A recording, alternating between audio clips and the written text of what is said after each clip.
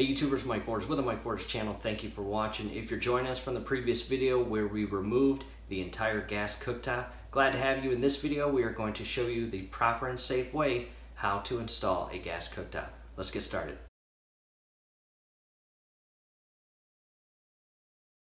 Alright YouTubers, at the countertop area where the brand new cooktop will be installed, and we've been working on a DIY project. In a previous video we did a few things. We turned off the breaker that supplied electrical power to the actual cooktop. We came down below, removed the 3 drawers, gained access to the gas line, turned off the gas, unplugged the power cord, and removed the entire cooktop. And along the way we did a few minor cleaning, which allowed us to get to this point. So from here we have our installation and instructional booklet here. We are going to follow the steps and install this brand new cooktop. Alright, back at the cooktop, and in the previous video we did a tutorial and review of opening the boxes and getting familiar with all the parts, and we inspected all the parts, made sure that they are there, and we inspected the entire cooktop to make sure it is in good condition. From here I am going to go grab the previous regulator off the old cooktop because there are a couple connection points that are important, and if they are still in good condition we are going to use those. Outside in the garage now, this is the old cooktop as you can see there, and this is the entire regulator portion here, as well as a few additional plumbing items that we are going to attempt to use on the new one. So we're going to carefully remove these parts. At this point I have the entire cooktop laying face down, and I'm going to remove this entire regulator and the additional parts. And what I recommend doing first is breaking this portion loose first, and then you'll be able to basically turn this all the way off. And again, as I look at this and inspect it, I may not keep these parts. I may go to my local Home Depot or Lowe's and purchase new parts. At this point I have the old pressure regulator and the additional parts that connect into it, as well as the brand new regulator. Let's head to our local Lowe's or Home Depot and find some nice new parts. Okay, back from our local Lowe's, and unfortunately this adapter part was not available, so we will need to remove this and install it on the new regulator. However, while we were at Lowe's, we were able to find a black iron rounded pipe, so we will throw that one away. And in the process, we also purchased some Recto Seal pipe thread sealant, and that is going to create that watertight, or in our case, gas tight seal to alleviate any leaks. That's important. Making progress. I've got the old adapter off, and I also took a couple minutes and kind of cleaned up the old pipe sealant on it. And from here, the new pressure regulator has protective covers or stickers on those. Let's go ahead and remove those, and we are going to add the protective pipe thread sealant.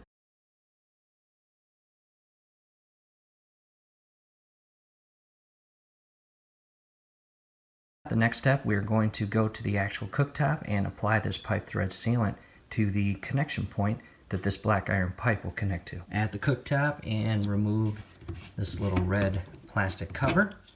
Set that aside, and there is the thread that this portion of the pressure regulator and black iron pipe will connect to.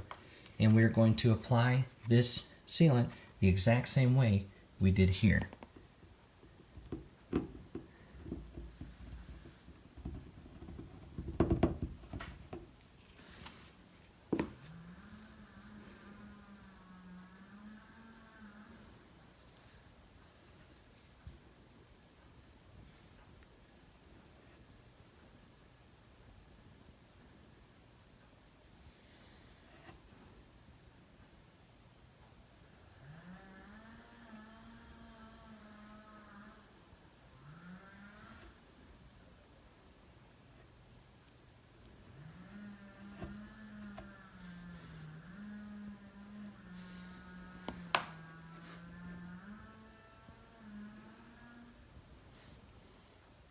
After fully coating and applying the sealant to that thread, time to grab the brand new regulator and insert it on the actual pipe. Be very careful as you do this. The last thing you want to do is cross thread this.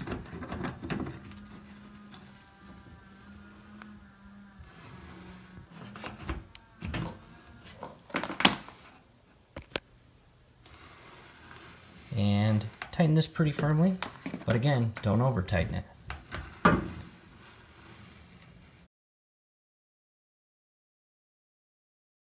So here's the issue, and as we were tightening this, I should have noticed this earlier. However, we are going to have to remove this black iron pipe because we're not going to be able to tighten the regulator to the actual cooktop. And by referencing the actual instructions, pressure regulator, it hooks up to the cooktop.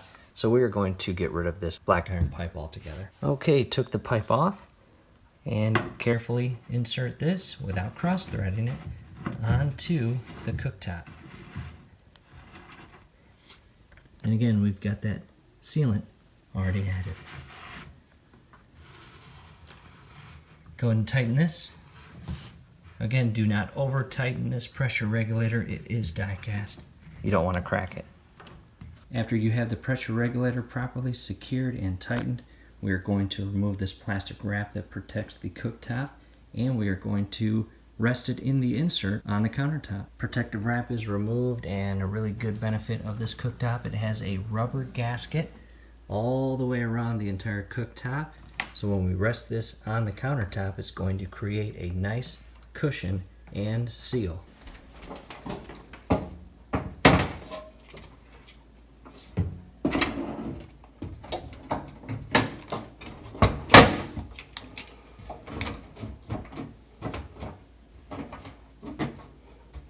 Here's what the new cooktop looks like, resting in the insert of the countertop. From here, we'll go down below, reconnect the gas line, plug in the unit, and turn the gas back on. Gas line is connected, and I've got the power cord connected and secured to the back wall.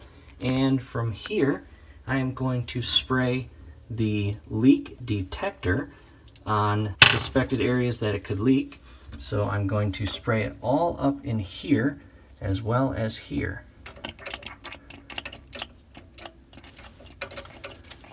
And after we do this, we want to turn on the gas and check for bubbles. Do it the entire radius around. After applying the leak detector, we will turn the gas line back on. In line with the line is on, and from here we will just check for bubbles. And it's also important to know, in the event that you smell gas, close that valve immediately and figure out where it's leaking. At this point, with the gas line on and it plugged in, I recommend just waiting maybe 30 minutes to an hour and doing a second inspection of any leaks at any connection points. And after that, we'll go ahead and reinsert all of the drawers. All three doors are back installed, and next, grab your conversion kit. I've got the rails as well as the plates. Let's go and open this up. After opening up the conversion kit, I just want to show you what the backside looks like. The main purpose of this conversion kit is to convert the appliance from natural gas to liquefied petroleum gas, meaning propane. And since we have natural gas, we will be bypassing this step. However, if you have propane, you will need to follow these steps to install these. Next, what I want to do is grab each of these plates and properly seat them on the correct burner. And again, I've got 5 of them, and they are all different sizes. All 5 plates are installed. Let's go grab the rails. Right side, left side, and middle. Let's go ahead and open them up. Making progress, YouTubers. That looks pretty darn nice. All grates and plates are installed. From here, I'm just going to pull this tape off carefully. And the next thing we're going to do is go turn the circuit breaker back on. And it was circuit breaker number 4 that we turned off in the previous video. Let's turn it back on. Back at the burner, and we are going to turn on the burners.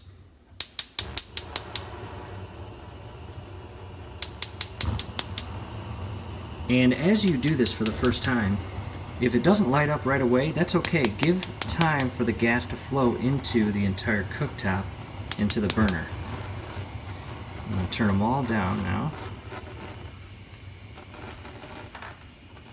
And we are very pleased with that. That looks very nice. Very last thing I want to point out, you don't have to do this, however. What we did was grab a level and just verify that the actual cooktop itself is completely level on the countertop. That's it, YouTubers. As you can see, quick, friendly DIY project. Do us a favor below the video. You will see that thumbs up icon. Click on that, like the video, subscribe to the channel. Definitely go to your settings, turn on your YouTube notification bell. Once you do that, every video that we upload, you will be notified.